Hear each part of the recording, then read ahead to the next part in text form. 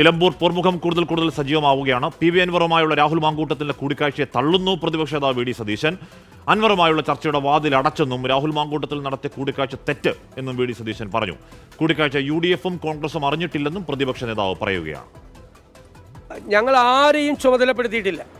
മാത്രമല്ല, ജൂനിയർ ആയിട്ടുള്ള ഒരു MLA ആണോ ചുമതലപ്പെടുന്നത്? അദ്ദേഹം തന്നെ പോയതാണ്. അദ്ദേഹം പോയത് തെറ്റാണ് എന്നാണ് എൻ്റെ അഭിപ്രായം. പോകാൻ പാടില്ലായിരുന്നു. വിശദീകരണം ചോദിക്കേണ്ടത് ഞാനല്ല. പോകാൻ പാടില്ല. UDF നേതൃത്വം ഒരു തീരുമാനമെടുത്ത് ചർച്ചയുടെ വാതിലടച്ചപ്പോൾ അദ്ദേഹം പോയത് തെറ്റായിരുന്നു. ഞാൻ വിശദീകരണമൊന്നും ചോദിക്കില്ല. വ്യക്തിപരമായി എനിക്ക് എൻ്റെ സ്വന്തം അനിയനെ പോലെയാണ്. ഞാൻ അവനെ ശാസിക്കും നേരിട്ട്. മറ്റേ സംഘടനാപരമായിട്ടല്ല. അവനോട് നീ അങ്ങനെ ചെയ്യാൻ പാടില്ലായിരുന്നു എന്ന് ഞാൻ രാവിലെ തന്നെ പറഞ്ഞു. ആർക്ക് അത് അയാൾ തന്നെ പോയതിന് ഞാൻ എന്ത് ചെയ്യാൻ പറ്റും? അതിന് നമുക്കൊന്നും ഉത്തരവാദിത്തം ഏറ്റെടുക്കാൻ പറ്റില്ല. നേതൃത്വത്തിന്റെ അറിവോടെയല്ല കൂടിക്കാഴ്ചയെന്ന് മറ്റ് കോൺഗ്രസ് നേതാക്കളും വ്യക്തമാക്കി. അടൂർ പ്രകാശിനടക്കം പ്രതികരണത്തിലേക്ക്.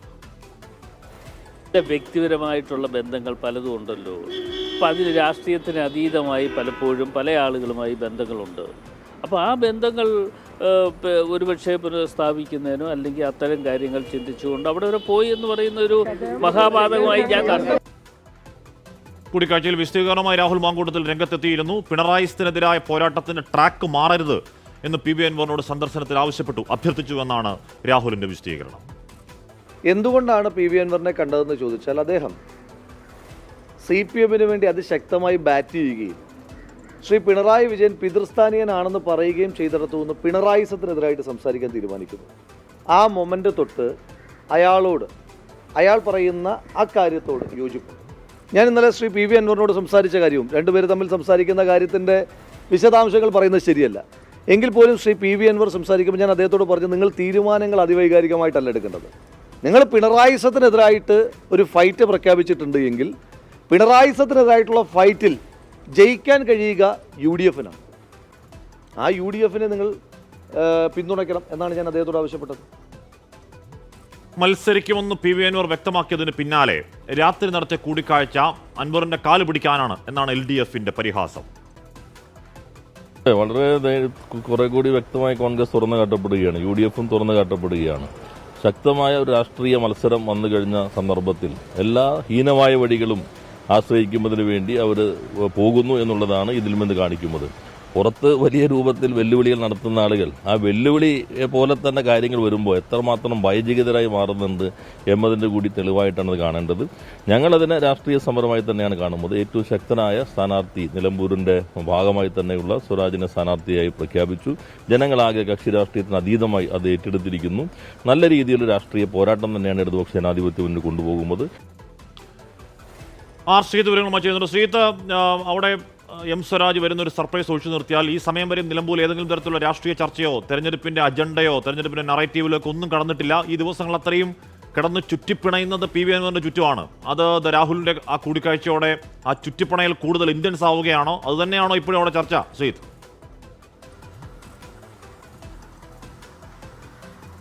ഹാഷ്മി, നിലമ്പൂർ ഉപതെരഞ്ഞെടുപ്പിന്റെ സ്ഥാനാർത്ഥികൾ കളത്തിലേക്ക് ഇറങ്ങുന്നു. എന്നാൽ രാഷ്ട്രീയ വിഷയങ്ങൾ, ഈ തെരഞ്ഞെടുപ്പിനെ സ്വാധീനിക്കുന്ന രാഷ്ട്രീയ വിഷയങ്ങളുടെ ചർച്ചയിലേക്ക് കടന്നിട്ടില്ല.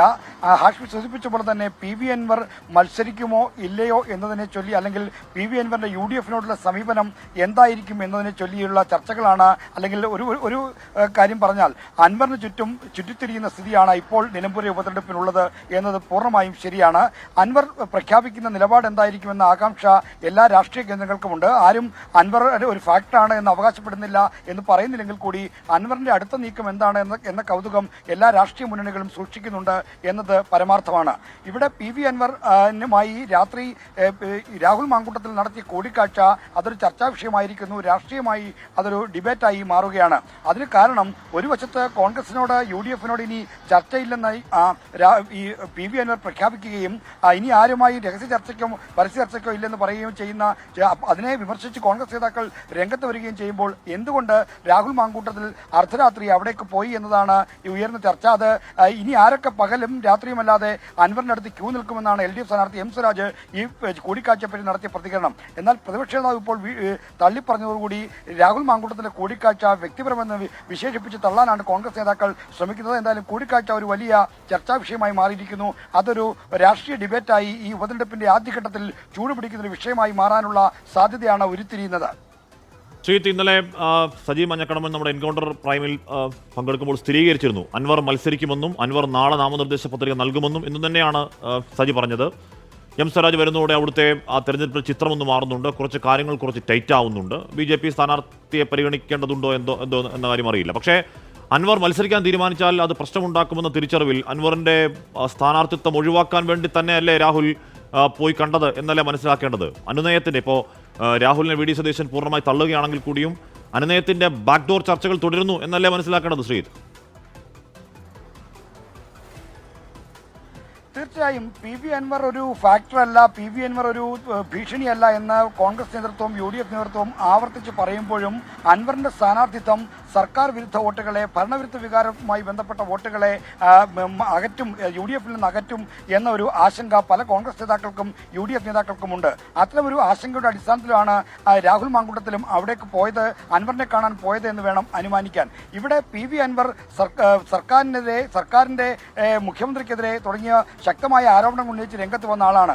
എന്നാൽ ഈ അൻവറിന് ഒരു ഫാക്ടറി അല്ല, അൻവർ ഒറ്റയ്ക്ക് മത്സരിക്കാൻ തീരുമാനിച്ചാൽ അതിനെ മറ്റൊരു രീതിയിൽ മറികടക്കാൻ കഴിയും എന്ന ആത്മവിശ്വാസമാണ് പ്രതിപക്ഷ നേതാവ് VD സതീശൻ പ്രകടിപ്പിക്കുന്നത്. ഈ ഒരു വശത്ത് UDF നേതാക്കൾക്ക് അൻവറിന്റെ സ്ഥാനാർത്ഥിത്വത്തിൽ ആശങ്ക ഉള്ളപ്പോൾ തന്നെ VD സതീശന് അൻവറിന്റെ സ്ഥാനാർത്ഥിത്വം ഒരുതരം ആത്മവിശ്വാസമാണ് പകരുന്നതെന്നാണ് അദ്ദേഹവുമായി സംസാരിക്കുമ്പോൾ മനസ്സിലാവുന്നത്. കാരണം സർക്കാർ വിരുദ്ധ വോട്ടുകൾ ഭിന്നിക്കുകയല്ല, മറിച്ച് തങ്ങൾക്ക് ഒരു കാലത്തും കിട്ടാൻ കഴിയാത്ത വോട്ടുകൾ അത് ഈ തെരഞ്ഞെടുപ്പിൽ ഒരുപക്ഷെ LDF-ലേക്ക് പോകുമായിരിക്കാം.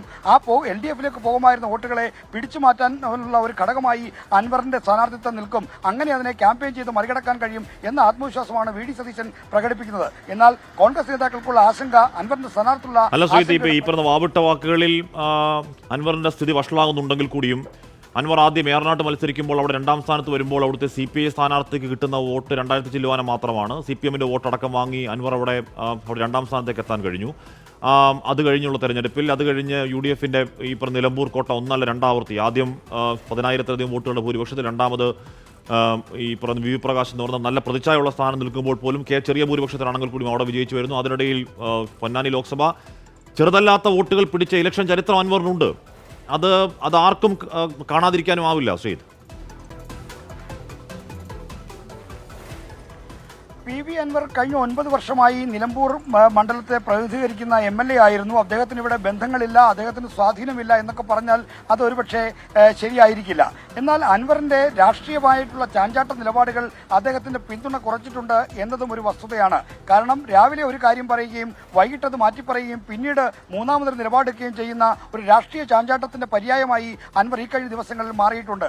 അപ്പോൾ രാഷ്ട്രീയ ചാഞ്ചാട്ടം ഒരു നിലപാടാക്കി മാറ്റിയ ആളിലേക്ക് വിശ്വാസ്യത വോട്ടർമാർക്കിടയിൽ കുറയുന്നു എന്നതും പ്രധാനപ്പെട്ട കാര്യമാണ്. അങ്ങനെ അൻവറിന് സ്വാധീനമുണ്ടെങ്കിൽ കൂടി ആ സ്വാധീനം എത്ര കണ്ട് ഈ ഉപതെരഞ്ഞെടുപ്പിൽ ഫലവത്താക്കാൻ കഴിയും, ഫലപ്രാപ്തിയിലെത്തിക്കാൻ കഴിയുമെന്ന കാര്യം സംശയമാണ്. നേരത്തെ അടൂർ പ്രകാശിന്റെ ഒരു പ്രതികരണത്തിൽ അദ്ദേഹം ചൂണ്ടിക്കാണിച്ച പോലെ അൻവറിന്റെ ഏറ്റവും വലിയ സ്വാധീന മേഖല എടവണ്ണ മേഖലയാണ്.